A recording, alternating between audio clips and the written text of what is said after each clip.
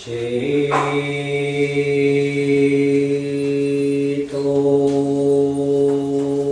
दर्पणमार्जनं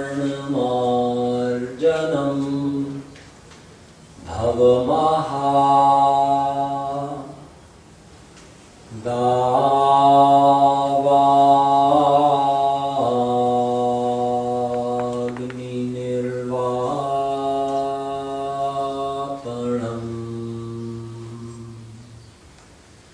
श्रेयः कैरवचन्द्रिका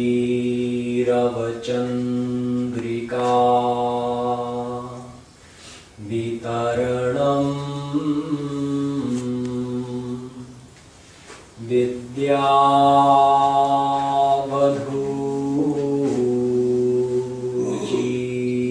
विद्यावधूजीवनम्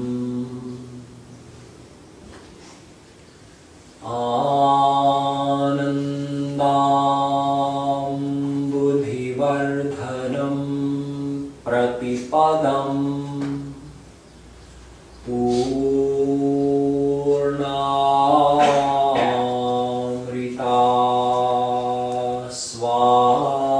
स्वादनम्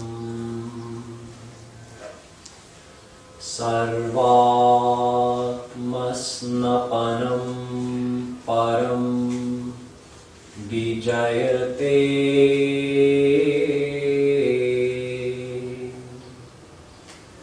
श्री कृष्ण संकीर्तनम्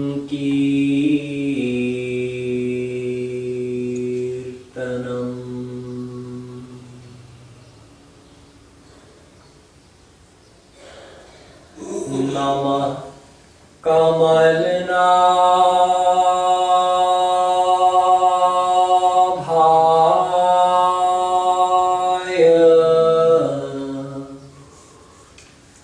नमः कमलमालिने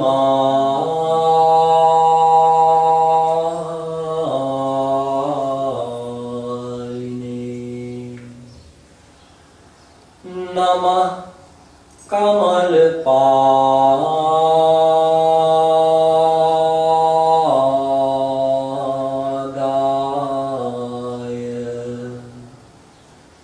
नमस्ते कमलेक्षण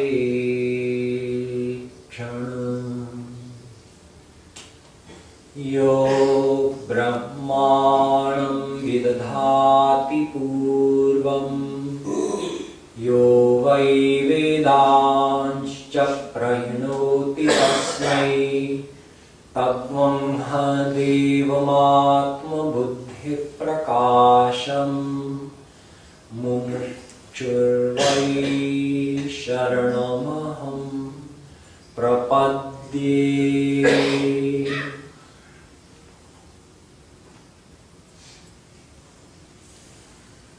The divine souls. Yesterday, while discussing the topics of the 5th chapter, we learned that the souls under the bondage of Maya are eternally turned away from God. But they do not have to eternally remain in this situation. By surrendering to God, the bondage of Maya can be eliminated, and the soul can experience the same divine bliss and receive the same divine knowledge that God has. There are quite a few important topics of the 6th chapter, and I'm actually going to start with the very last 2 verses of this chapter, and then we'll deal with the other topics.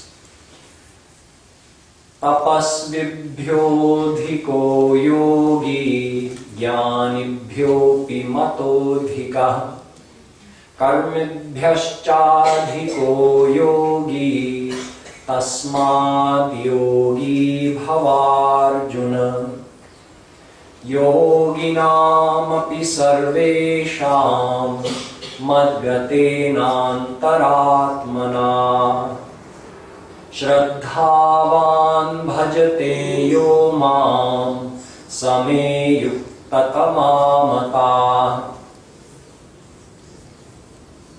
Shree Krishna says that the tapasvi has to become a yogi. The jnani has to become a yogi. and the karmi has to become a yogi. But out of all the yogis, the best yogi is the bhakt. So what is he saying about becoming a yogi? In the Gita, just like in every scripture, you have to understand how a certain word is being used in that scripture. So in the Gita, a yogi means the one who's joining his mind with God. Yog means to join. Yuj, yoga. That's the root of the word yoga. So joining your mind with God is yoga. So the tapasvi must become a yogi. What does that mean? It means someone practicing tapasya. Although it's not common in Kali Yuga, you probably don't know anybody practicing tapasya. You probably yourself are not practicing tapasya. But these practices are described in our Vedas. So even if someone is practicing tapasya, great sattvic austerities, yet to attain God, he still has to join his mind with God. He can't become God realized just on the strength of his austerities, because that's his own personal effort. Every effort that a soul can make will be limited. You can renounce everything, meditate for millions of years without eating or drinking anything, or even breathing. Still, your effort is a material, limited effort. So how can you attain unlimited divine God with any amount of material, limited effort? You can't. The only way to attain God is by becoming a yogi, which means by surrendering to God. The jnani must also become a yogi, meaning one cannot transcend Maya just on the strength of his own intellect. Just by knowing that I am the soul, and this body is not me, that takes intellectual power of the mind. And you can meditate on that fact for 1,000,000 years, and you can know your own soul. You'll be self-realized. You'll become an Atma-jnani. But you'll still be under Maya, because not by any amount of thinking or knowing or understanding can a person go beyond Maya, because with what is he thinking and understanding? His mind, which itself is part of Maya. So if the jnani wants to go beyond Maya, he must also become a yogi. In other words, he has to surrender to God. The karmi as well. He may follow all the injunctions of the Vedas, do all the religious rituals, do all the good actions, duties, responsibilities, everything. Yet, all of that is still a limited effort. So the karmi also has to become a yogi, karma yoga. He must become a yogi by surrendering to God. But Shree Krishna says out of all these different ways of surrendering to him, in other words, by offering our karma to him, by surrendering our jnana to him, by surrendering our tapasya to him, out of all those different ways of surrendering to him, he says, Shraddhavan bhajate yo mam. The bhakt who just lovingly surrenders to me with no other affiliation of tap, jnana, karma, anything, just lovingly surrender to me, he is supreme. That is the best yogi out of all the yogis. So it shows, as do many places in the Gita, the supremacy of bhakti in two ways. That all other paths are dependent upon bhakti. Bhakti means surrender. If someone is becoming a yogi by joining their mind with God, that in itself is called bhakti. That is the very definition of bhakti. So what Shree Krishna is saying in effect is that the tapasvi must do bhakti, the jnani must do bhakti, the karmi must do bhakti. So bhakti is supreme and is independent because the bhakt doesn't have to do anything else. There's no other practice that the bhakt has to adopt. He doesn't have to supplement his practice of bhakti with karma, with gyan, with tapasya. What I mean is, although he has to do some karma in the world, but he's not doing that to supplement his bhakti, he's just doing it because he has a physical body. He has to. Although he needs knowledge to follow the path, he needs gyan, but he's not practicing some kind of intellectual pursuit of God as you do on the path of gyan. He's using that gyan to develop his bhakti. That's it. So bhakti is supreme and is independent. It stands alone. And it gives the results of all the other practices. Yat karma bhiryat tapasa jnana vairagya taschayat yogena dana dharmena shreyo bhiritarairapi. Bhagavatam. Shree Krishna says, whatever results you can get by doing any other path, and you heard, he named Gyan, Yoga, Tap, Karma, Dan, Dharma, all the different practices in our scriptures. So he said, you can get the results of all of those without even doing any of those. Just do bhakti, it comes automatically. So bhakti is supreme, and bhakti is the main teaching of the Gita. Mameva ye prapadyante mayametam taranti te daivi hyesha gunamayi mama maya duratyaya. Krishna tells Arjun that this maya cannot be crossed through any amount of effort or through any practice. Only those who surrender to me, through my grace, they cross this ocean of maya. So that is bhakti, surrendering to Krishna to receive his grace in order to cross maya. That is bhakti. So what is bhakti? Very simply is attaching your mind to God. You've heard me use this phrase many times this week. Attaching the mind to God, or the heart. Or you can say loving God. But loving means developing attachment. Attachment means you feel a connection to someone. Just think of the difference when you look at a stranger and you look at someone you know. There's no feeling of connection to a stranger. When you look at someone you know, maybe your own child or your spouse or your best friend, there's some, we call it affinity. There's some bhav, a feeling of relationship with that person. That feeling for God is bhakti. That means you have attachment of your mind to Shree Krishna. So the question is how to develop that. Therefore, in the 6th chapter, Krishna tells us about meditation. Meditation is an intensive way of developing that attachment. Although we do try to remember Krishna as much as possible throughout the day, and we remember our relationship to him, and that does develop our attachment to him. But it speeds up the process if you take some time aside every day where you're not trying to remember Krishna while doing something else. You stop all of your worldly activities and you just meditate on Krishna. In other words, you do karma sannyas for a little while. You become a karma sannyasi. You stop all worldly activities and focus completely on meditating on God. How do we do this?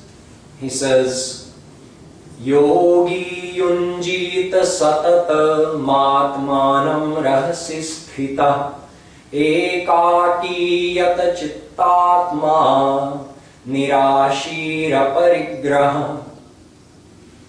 See the first word, yogi. The yogi means the one who's trying to meditate on Krishna. He's trying to attach his mind to him.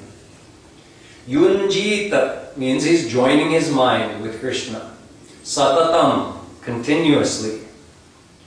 Rahasisthita, he finds a quiet place and he sits. Ekaki. Ekaki means, it doesn't just mean to be alone, because you don't have to go to a remote jungle to do it, and in fact you can do it in a group like we do. But it means that in your mind you should be exclusively dedicated to Krishna. Just the two of you, nobody else. Nirashi aparigraha. This part is important. He says, if you're going to meditate on me, then become nirash. Nirash means hopeless. Give up hope. So what does he mean by this? He means have hope in him, not in the world. The world is for calories and vitamins and minerals and protein. It's for maintaining your physical body. It's not for giving you happiness. As long as you keep believing the world is going to give you happiness, you'll keep being disappointed again and again. So become nirash from the world, but don't give up hope. Just turn that hope towards Krishna. Why? Because otherwise, what other reason do you have to meditate on? Why would you be meditating on Krishna if you hadn't given up hope from the world and turned your hope towards him? If your hope is in the world, then meditate on the world. Which we do all the time. Whatever we desire, we're continuously thinking about that thing. That's meditation. That's how you become attached to things, by repeatedly thinking about them. So in order to meditate on Krishna, you have to give up the hope of the world. People wonder, why does my mind wander so much? Because you haven't given up hope of the world yet. You're trying to think of Krishna, and your mind keeps going back to the place where it has hope of finding happiness. It's another way of saying where you're attached. We get attached to wherever we have hope of finding happiness. Jehi te kachu nij swarath hoi, ta par mamata karai sab koi, sur nar muni sab kiya hariti, swarath lagi karahi sab priti. It's an axiom of the human mind. Wherever we have hope of finding happiness, we get attached.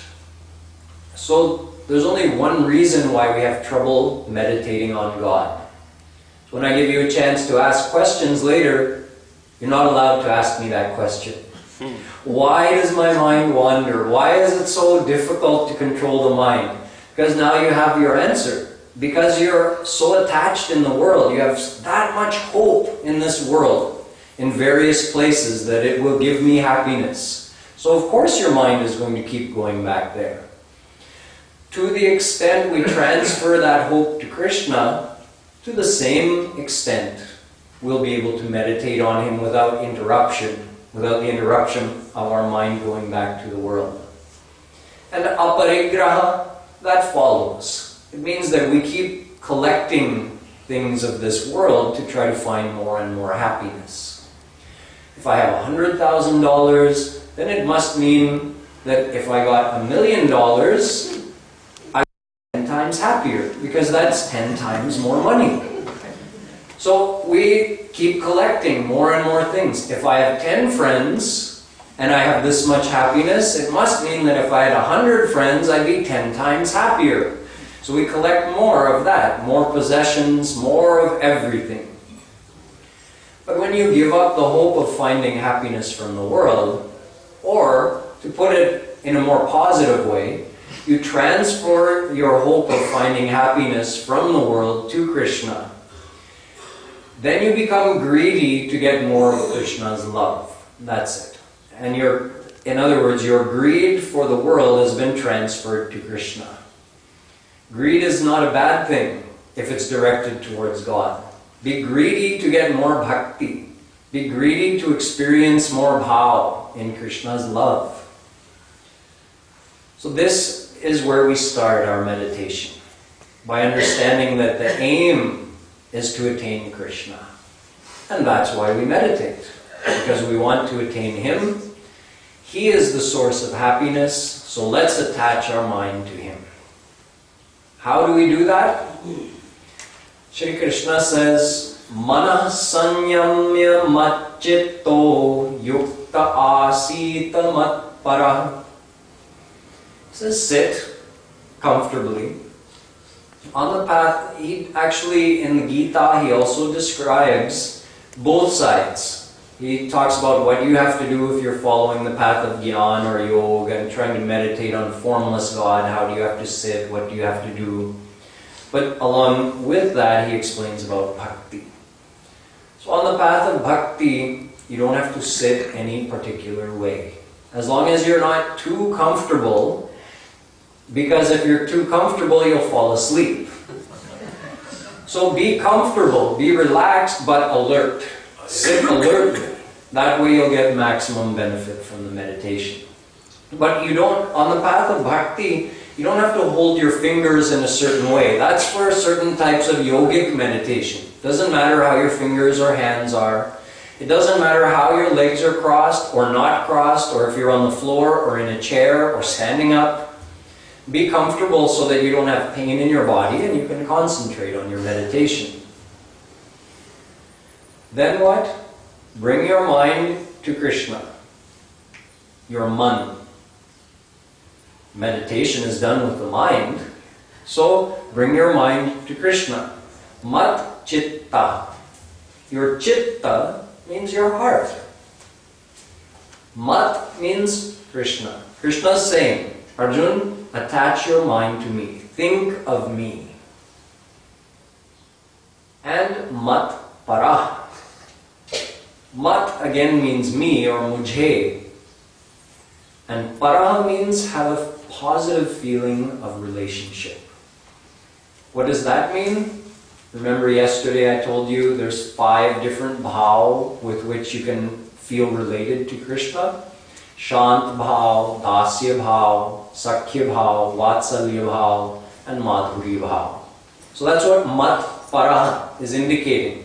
That's part of your meditation, is that you should feel related to Him in a loving way with one of those 5 bhav. And that in itself is enough to attach your mind to Krishna. Simple meditation for complicated times. Simple meditation for complicated people. We don't need a complicated meditation.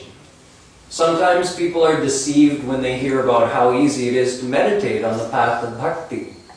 Oh, all I have to do is think of Krishna's form and feel a relationship to Him? Oh, what's the value of that? It's too easy. Oh, don't get fooled. The simplicity is what makes it powerful. That's why we can do it and succeed, even though we are souls of Kali Yuga. In Kali Yuga, we have limited ability to focus and concentrate. Our body will only let us sit for a limited period of time. It won't let us keep sitting pain-free for hours and hours. We have so many other distractions in the world, so we need something very simple, to the point, yet that gives us maximum benefit for what time we do put in. So what do you have to do? Roop Dhyan is another way to say it. Roop, Krishna's form. Dhyan, bring that form into your mind. So meditation on the path of bhakti simply means closing your eyes and picturing Krishna standing in front of you. So easy. You've all seen photos or paintings. You've read descriptions or heard descriptions of what he looks like. Now, why does this work? Krishna says, Upavishyasane yunjyad yogamatma vishuddhaye. Simply by doing that, your heart gets purified, which is actually the goal of meditation. On the path to God, why do we meditate? To attach our mind to God, which purifies our heart. So why does it work? Is that also not just something we're doing with our mind? Remember at the end of the 3rd chapter, I left you with a question that the mind is mayic, So how can you think of God with a Mayic mind? Krishna is saying, if you can attach your mind to me, then you'll transcend all these worldly, material defilements of the mind. But how can we attach our mind to someone who's beyond our mind? Krishna is beyond Maya, and our mind is made of Maya. Go go char jahan lagi man jai, so sab Maya jane hu bhai. Wherever the mind can go, as far as it can travel, it's always limited to be within this field of Maya. You can't reach God, because God is beyond Maya. So then, how does this meditation work? And are we really thinking of Krishna? So if we remember back to the 4th chapter, where Krishna explained to Arjun that he is always omnipresent in his personal form, in all of his forms. So think about that. Are you really imagining, if you think in your mind, Krishna is standing right in front of me? Is that just your imagination? No, it's a fact. He is standing in front of you. In fact, he's in your mind. So the joining factor, though, is his grace. Even if he's omnipresent, he's still beyond us, except for this, that he's willing to grace us. So part of our meditation has to be a feeling of surrender. That's the meditation as well, that you have to feel surrendered to Krishna. You're meditating on him because you want his grace. So he gives it to you. He is omnipresent with his grace, and you thought of him with a desire to receive his grace, and he gave it to you. That's why the meditation works. Because through the meditation, we're submitting ourselves to Krishna. So you see, the meditation is something that we do all the time in the world. We think of the one that we have hope of getting happiness from. We think of the ones we love. So now in your mind you've decided, Shree Krishna is the one I love. He's the one I'm going to get happiness from.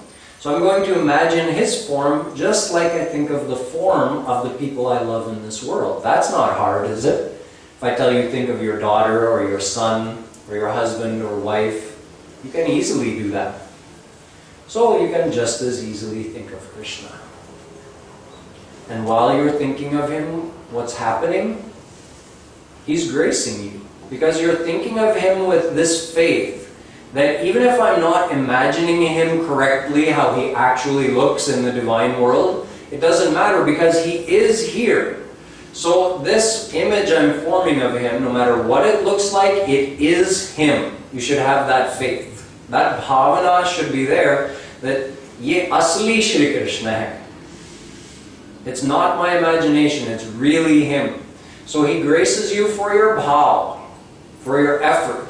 He's not gracing you for the quality of your imagination. He's gracing you based on the fact that in your mind you're thinking this is real Krishna and he's right in front of me. So it's not just a meditation, it's a means of receiving Krishna's grace. That is why it's the integral practice on the path of bhakti. Integral meaning it's the main thing that can't be done without. This, what you're hearing today about how to meditate on Krishna, if you're not doing that, but you're doing any other kind of bhakti, then you're not getting any result of heart purification.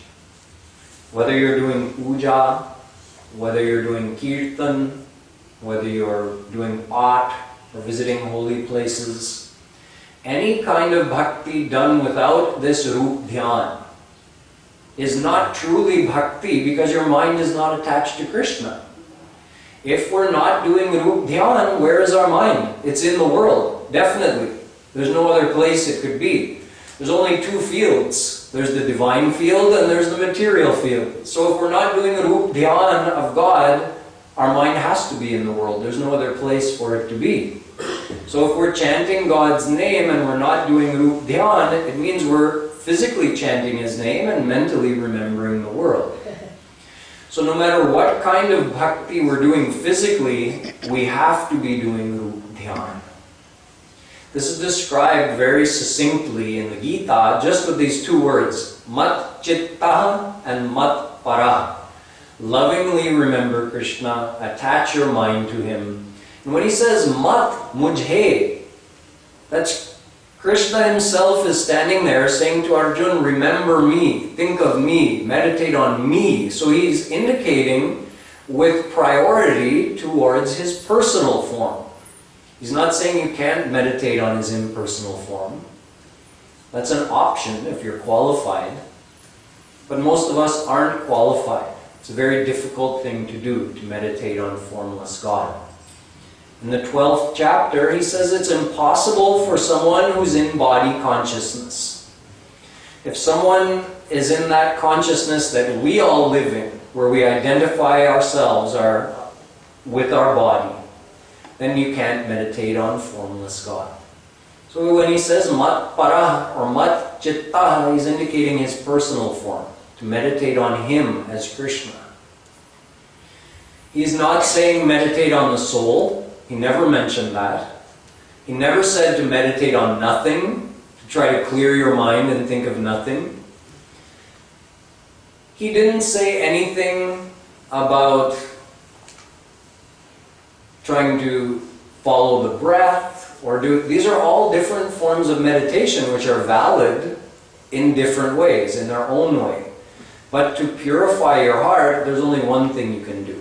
Attach it to the personal form of God. And that's the goal on the path to God. You have to purify your heart. Once the heart is 100% purified, there's no delay in God realization. Krishna can grace you that instant with God realization. So the only thing we have to do is purify our heart, and that is done by attaching our mind to Krishna, because He's pure, He's divine. So if we attach our mind to Him, our mind purifies. And how do we attach our mind to Him? Just keep picturing Him through Rup Dhyan. Do that meditation. While you're doing the meditation, you can also do Kirtan. That's the most effective physical bhakti that you can add in. But if you also like, if you're attached to any other practice, like doing puja or pat, that's fine. Keep doing it. But it must be done with Rup Dhyan. The most effective way for most people, though, is to do Rup Dhyan along with Kirtan. That's the best combination. So in this way, Shree Krishna explained meditation, and if we want to attain God in this life, we have to take some time every day and become karma sannyasis and practice this meditation. Now Arjun asks the question I told you not to ask. Chanchalam hi manah Krishna pramathi balavadridham tasyaham nigraham manye vayoriva sudushkaram. Oh Krishna, this mind is so chanchal. It's more difficult to control than the wind. So Krishna says, asanshayam mahabaho mano durnigraham chalam abhyasena tu kaunteya vairagyena cha grihyate.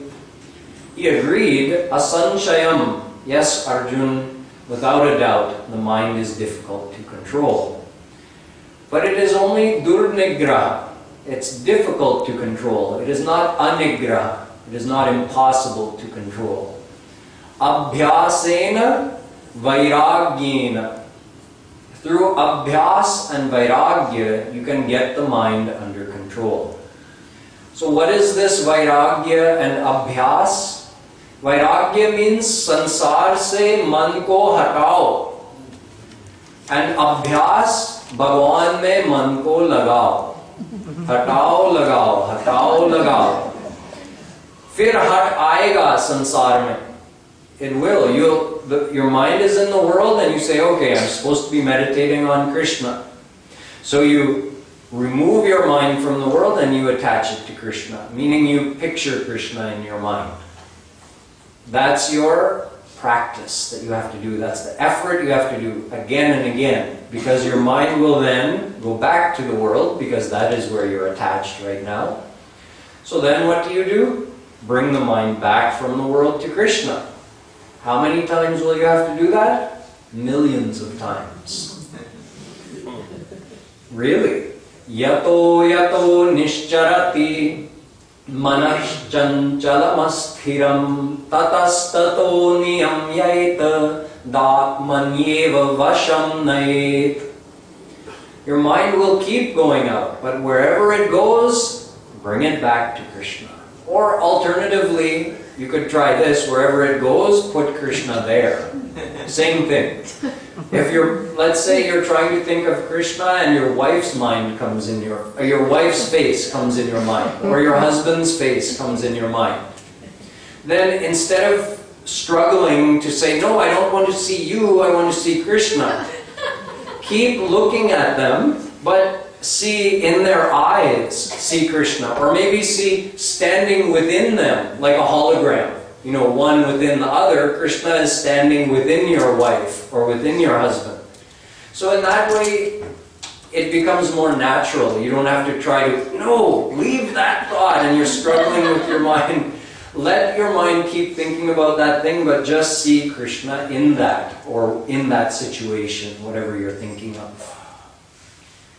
Then, Shanai, Shanai. Krishna says, Dhire, Dhire. Gradually your mind will come under control. My Guruji, Shree Krishn Maharaj, says that it's like training a monkey. In the beginning, our mind is as fickle and jumpy as a monkey is. But those street performers, they can actually train a monkey to sit still. They do it step by step. At first, what they'll do, they'll give like 100-foot rope to the monkey, and then they'll tie that rope to something. So the monkey has a fairly large area to jump around in, but he knows that if he goes beyond that 100-foot radius, that his collar cinches around his neck and he feels pain. So he doesn't go beyond. After a couple times of trying to go beyond that, he just decides, I'll jump around in this 100-foot radius circle. After a couple of days of that, he got used to it, completely used to it. So then that street performer, he cuts the rope in half. Now he only gives him a 50-foot radius circle. So the monkey takes a couple of days to get used to that. Then again, he makes it shorter and shorter until that monkey is sitting attached to a 1-foot rope. Then he'll sit quietly. Now the street performer couldn't have attached him to a 1-foot rope on the very first day. The monkey would have gone nuts. He had to give him a 100-foot rope that first day, but he gradually reined him in. And then once he's got him on a 1-foot rope, the monkey gets so used to sitting still, he can actually take the rope off of him. Now the monkey's not tied down with anything, and he'll sit still, because now he got used to it. So it takes time, but you can even train a monkey to sit still. So it takes time, but our mind will get attached to Krishna to the point that it will just naturally gravitate towards him instead of gravitating towards the world. But that takes time. When our attachment to Krishna exceeds our attachment to the world, then it will be easier to meditate on him, because our mind will be drawn more to him than to the world. So that just takes our effort. We don't even remember, but when we learned to walk as children, it wasn't easy. It was at least as hard as it is to train your mind to meditate on God. We fell down hundreds of times, got bruised, cried, but we never ever thought of giving up because there was no recourse. If we had a recourse, if there was another option, I can learn to walk, or I could do this. No, there was no other option. Learn to walk or sit for the rest of your life. No, you have to learn to walk. There's no other option. It's the same thing. Learn to bring the mind under control by attaching it to Krishna in this life, or 1,000,000 births from now, when you get another human birth, you'll find yourself listening to a very similar speech, understanding that yes, I have to attach my mind to God, but my mind is difficult to control, so I don't know if I want to make the effort to do that. Maybe next life. And then another 1,000,000 lives will go by before you get another human birth. So you'll find yourself right back here eventually, and you'll have the same decision to make. But there's no recourse. It's like if you're really hungry and someone gives you a handful of peanuts, dry peanuts, unsalted, and you think, I'm not that hungry. You set them aside. Another 3-4 hours go by. Now those peanuts start looking pretty good. You decide, I'm going to eat these anyway. So when there's no other option, you just do it. We have no other option. If we want happiness, we have to attain God. So we have to attach our mind to Him. And this is the method, Rup Dhyan. Kripaluji Maharaj emphasizes this in every one of his speeches. He says that bhakti is not bhakti if you're not doing Rup Dhyan. It's not a spiritual practice if it's not increasing your attachment to God. And the only way to do that is by doing Rup Dhyan. But along with doing that, along with our karma sannyas, however much time you can carve out of your day, every day, to practice Rup Dhyan, during the rest of the day, we're not allowed to forget Krishna. He says, throughout the whole rest of the day, try to remember me every moment.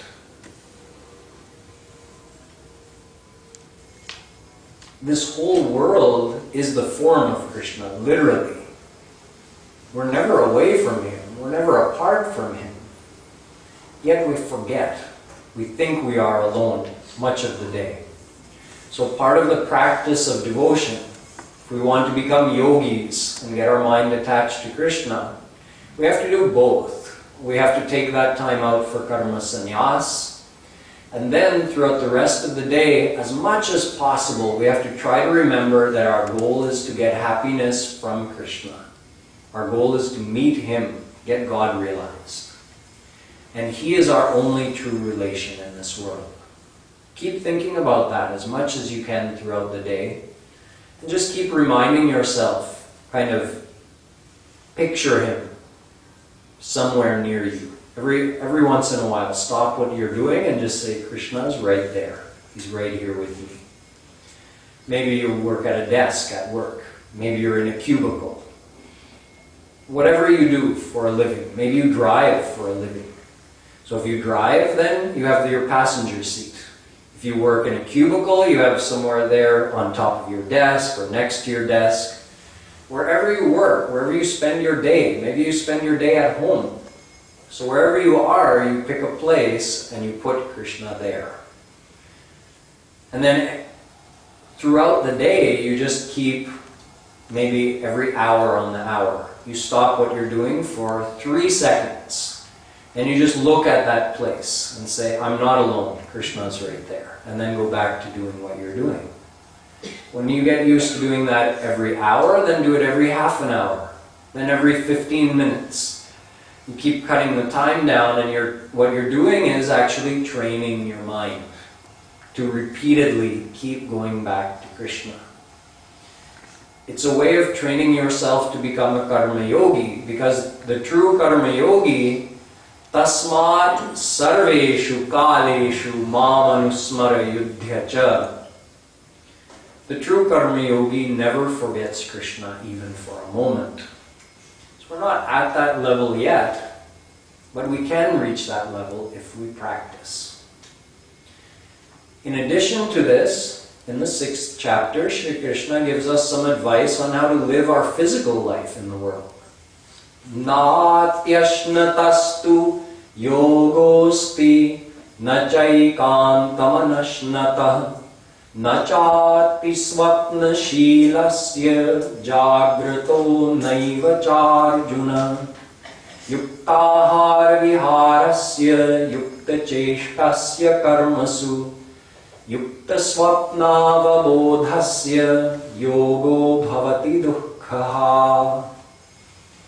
You won't be successful in trying to attach your mind to God unless you also live a balanced physical life, a healthy, balanced life. He says, Arjun, this path is not for someone who sleeps too much or who sleeps too little. This path is not for someone who eats too much or who eats too little.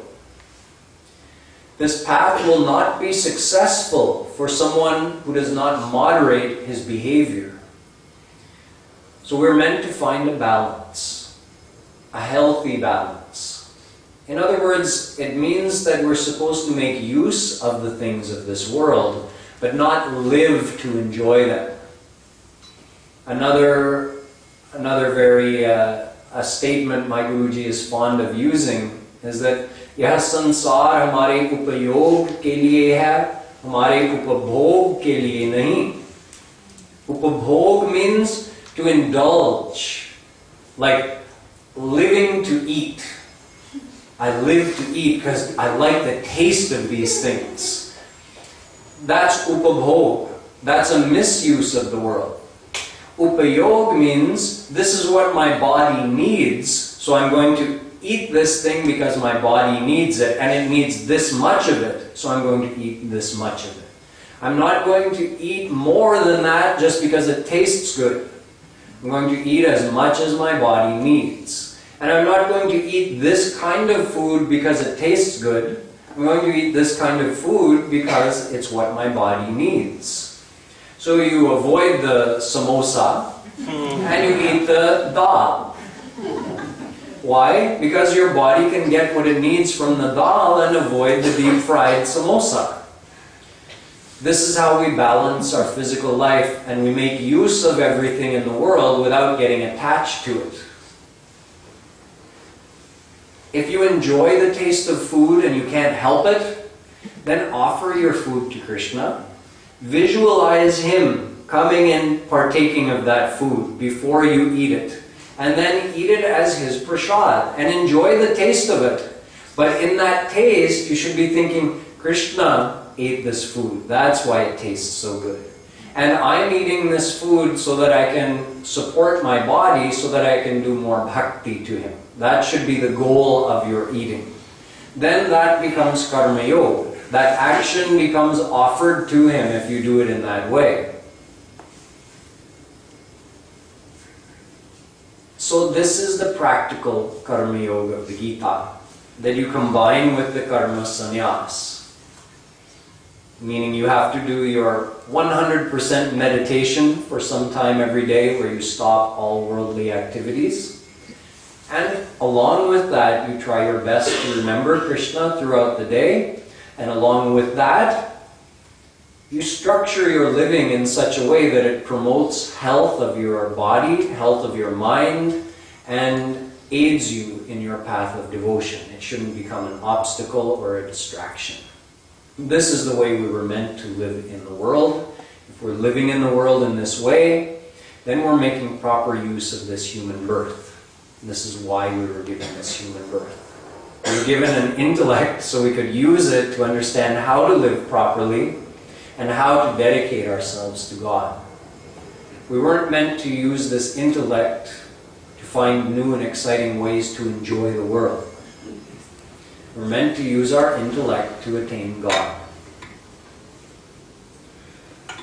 In the end, Arjun asks, Shree Krishna, please tell me what happens if I'm trying my best to attach my mind to you, but I die before I become 100% attached? What if my mind was partially purified, but I died before I became completely surrendered to you? What happens? Do I lose everything and start from zero in my next life? Krishna said, no. Shuchinam Shrimatangehe Yoga bhrashto bhijayate, or athava yoginameva kule bhavati dhimatam. He says you start from where you left off. You don't lose what you gained spiritually. It depends what was your consciousness at the time of death. Were you making some effort to attach your mind to God, but you still had a lot of worldly attachments and desires and you're kind of still caught up in that? So you could say like a foot on either side. Then you'll be reborn in a family which is religious, but where you're kind of in a worldly situation. There's still a lot of worldly attachment. You'll be born in that kind of family. And then maybe at some time in your life you'll be exposed to the correct teachings of Sanatana Dharma or get the association of a true saint, and that will awaken those devotional sanskaras that you had created in your last life with whatever devotion you had done. But if you were fully dedicated on the path, whether you are a karma yogi living in the world or a karma sannyasi who had renounced the world, either way, if your mind was fully dedicated to finding Krishna in this life, and you had as much as possible reduced your worldly desires, then you'll be reborn in a religious, devotional family which is not very attached in the world. Meaning even your parents from birth, they'll be guiding you in that direction towards God through their example and through their behavior, and they won't encourage you to become more attached in the world. You'll be born in that kind of a family. So you continue from where you left off. And here ends the 6th chapter. So next time, in a few months, when we get to do this again, we'll continue with chapters 7 to 12. That ends today's program.